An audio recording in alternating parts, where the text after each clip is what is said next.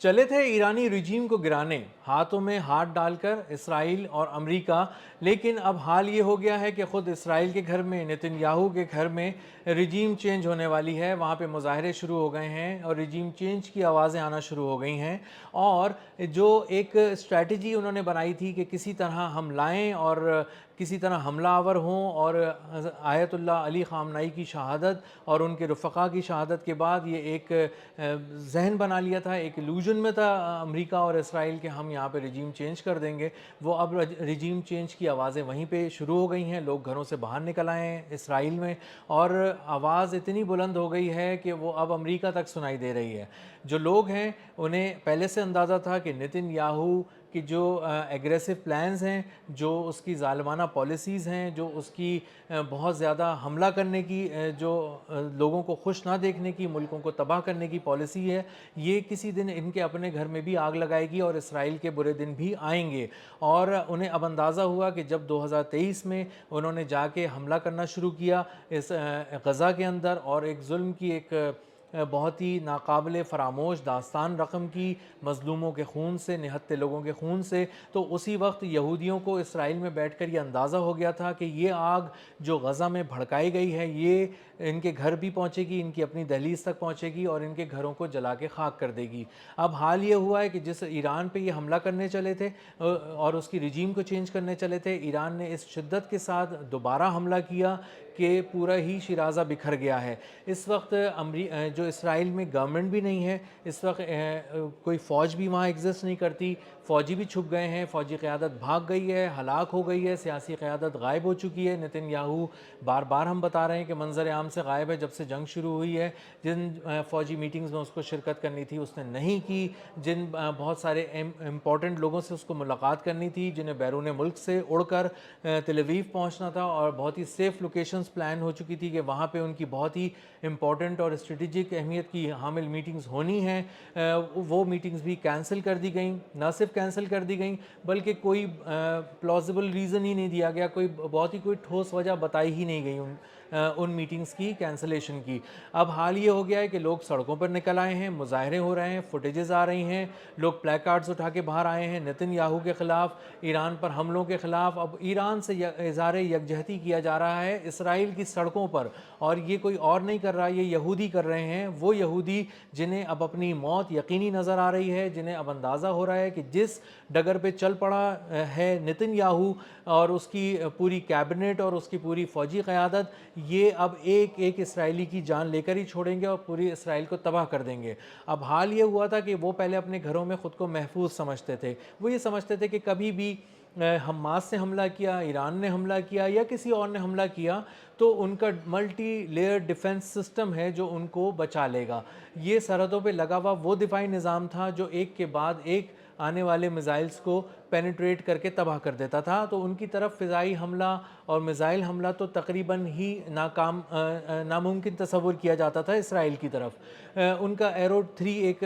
निज़ाम था, इसके अलावा थार्ड वहाँ पे था, इसके अलावा आयरन डोम वहाँ पे था। ये ऐसे दिफाई निज़ाम थे जो इसराइल को बचा रहे थे, और ये मल्टी लेयर थे, यानी एक लेयर अगर नाकाम होगी तो दूसरी बचाएगी, दूसरी लेयर नाकाम होगी तो तीसरी, चौथी और पाँचवीं बचाएगी। लेकिन हुआ ये कि जब ईरान ने हमला किया और वहाँ पे क्लस्टर मिज़ाइल फ़ायर किए, जो एक मिज़ाइल आता था वो खुलता था और उससे मज़ीद बहुत सारे मिज़ाइल निकलते थे और वो तबाही फैलाना शुरू हो गए। वहाँ पे बैलिस्टिक मिज़ाइल्स फ़ायर किए गए, वहाँ पे हाइपरसोनिक मिज़ाइल फ़ायर किए गए, और इस शिद्दत से और इस तवातुर से और मुसलसल किए गए कि उसने ओवरवेल्म कर दिया, पागल कर दिया, दीवाना बना दिया उन पूरे दिफाई निज़ाम को। और वो इधर उधर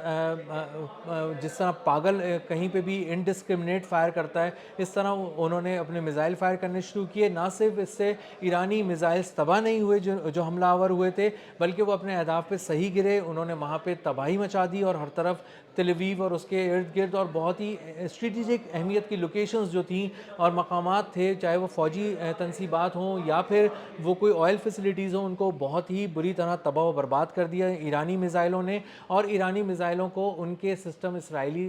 जो मिज़ाइल थे वो तबाह नहीं कर सके, क्योंकि वो बहुत बड़ी तादाद में फ़ायर हो गए किसी एक मिज़ाइल को देखकर। और ये स्ट्रेटजी बहुत ज़्यादा कामयाब हुई ईरान की। उन्होंने पहले अपने वो मिज़ाइल चलाए जो थोड़े पुराने थे, تھے، اور اس کے بعد جب ان کا میزائل کا جو پورا ان کا دفاعی نظام تباہ کر دیا ایران نے، تو اس کے بعد اپنے وہ میزائل نکالے جو جدید تھے، جو کچھ عرصے پہلے ہی تیار کیے گئے تھے، اور اس کے بعد ان کو تاک تاک کر نشانے لگائے گئے، اور خیبر شکن میزائل، بیلسٹک میزائل، ہائپرسونک میزائل، اور اس کے بعد میزائلز کی پوری رینج تھی، ایک سے ایک شاہکار میزائل تھا جس نے تل ابیب اور اس کے ارد گرد جو تباہی کی ایک ایسی داستان رقم کی جو کبھی بھلائی نہیں جا سکے گی، اور یہودی اس قدر بری طرح اس میں ان کو ذہنی طور پہ مفلوج کر کے رکھ دیا کہ ان کی فوجی قیادت یا تو ان حملوں میں ماری گئی، یا پھر اس کی فوجی قیادت بنکرز میں چھپنے پر مجبور ہو گئی۔ کل بھی ہم نے ایک ولاگ کے ذریعے بتایا تھا کہ کس طرح ان کی فوجی قیادت اس وقت بنکرز میں چھپی ہوئی ہے، اور فوجی جو ہیں وہ بنکرز میں مذہبی گیت گا رہے ہیں، دعائیں کر رہے ہیں، اور اس کے علاوہ اس سے پہلے وہ احتجاج کر رہے تھے، اور وہ رجیم چینج والا ہی ایک احتجاج تھا، وہ اپنی فوج کے خلاف احتجاج کر رہے تھے، سیاسی حکومت کے خلاف احتجاج کر رہے تھے، اور یہ بہت ہی بلند آواز میں کہہ رہے تھے کہ ہمارے ہاتھ میں جو اسلحہ ہے وہ ہم کس پر چلائیں، دشمن تو ہمیں نظر ہی نہیں آ رہا، ایران تو 2,000 کلومیٹر دور سے میزائل فائر کر رہا ہے، اور یہاں پہ آ کے وہ تباہی پھیلا رہے ہیں، تو آپ نے ہمیں بے موت مرنے کے لیے ایک ایسی جنگ میں جھونک دیا ہے جس میں دشمن ہی نظر نہیں آ رہا، اور ہم کس سے لڑیں اور کس کے پاس جائیں۔ اس کا مطلب یہ کہ ہم یہاں کھڑے ہوئے اس لیے ہیں کہ ہم جو ہے وہ بے موت مارے جائیں، اور کسی بھی وقت کوئی میزائل آئے اور ہمارے چیتھڑے اڑا دے۔ تو ہم نے تو اس لیے فوج میں شمولیت اختیار کی تھی کہ کسی طرح ہم اسرائیل کو بچا سکیں گے، لیکن یہ تو ون سائیڈڈ جنگ ہے، یہ تو جنگ ہی نہیں ہو رہی ہے، تو ایران جو ہے وہ مسلسل میزائل فائر کر رہا ہے، وہ آ کے یہاں پہ گر رہے ہیں اور تباہی مچا رہے ہیں، اور اس طرح جو صورتحال ہے، ایسی صورتحال میں تو ہم جنگ نہیں لڑ سکتے۔ تو وہ فوجی ہتھیار ڈال کر سرنڈر کر کے اپنے بنکرز میں چلے گئے احتجاجاً، اور اب اسرائیل کی فوجی قیادت سے فوجیوں کا رابطہ بھی کٹ گیا ہے، اور اسی کے ساتھ ساتھ جو دوسری طرف لوگ تھے ان کی زندگی بھی بہت زیادہ اجیرن ہو گئی تھی اسرائیل میں۔ جو لوگ تھے وہ اپنے گھروں میں تھے، اور گھروں میں رہنے کے بعد انہیں کہا گیا تھا کہ اب یہاں پہ جب ایران حملہ کرے گا تو سائرن بجا کریں گے، سائرن بجیں تو آپ کو بنکرز کی طرف جانا ہے اور بیسمنٹس میں جا کے چھپ جانا ہے۔ تو انہوں نے ایسے ہی کرنا شروع کیا، لیکن جب ایران کے حملے بہت شدید ہو گئے اور ہر گھنٹے کے بعد ہر 5 منٹ کے بعد